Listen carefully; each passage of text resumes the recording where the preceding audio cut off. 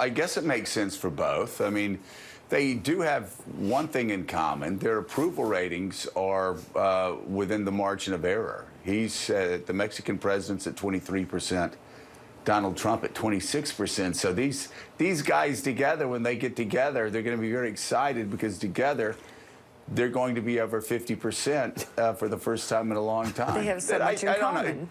I think in the end, Mexican-American voters are pretty motivated, and I'd be surprised if this was the decisive thing that makes them say, oh my gosh, I was wrong. Those terrible things Donald Trump said, I've forgotten all about them. So I don't know what difference this visit makes. Yeah, Mika, I'm just curious, what's your take on this flip-flop? You know, I'm done with being emotional about this. I'm really disappointed in Donald Trump just as a candidate in general.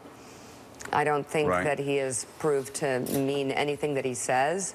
And I think it's almost silly to spend too much time analyzing his moves because they're nonsensical and they're with no foresight. They're either made up by somebody else and they'll get derailed because he won't understand exactly what his strategists are trying to tell him to do, or they're just some strange last-minute riff on his part. And I think it's really almost a waste of breath to try and put sense into it. Joe, can I analyze? I know since Barry Goldwater, a psychologist and psychiatrist, are not allowed to weigh in, and I'm certainly not one, but yet he's clearly detached from reality. I mean, I think he lives in his own world day to day, not understanding that there's the level of megalomania or even a sociopath has no understanding of what the other person is thinking or feeling or understanding. And I think he just is so detached.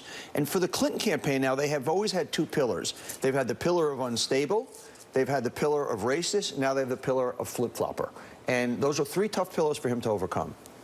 This also, he could be walking into a trap because the president of Mexico is in a position, as Joe just you laid out the numbers, his approval rating is in the 20s. He's been on the record comparing Trump to Mussolini and Hitler. This is a great moment for the Mexican president. Bring Trump in, tear him down in front of the Mexican people, and hopefully build up his ratings as well.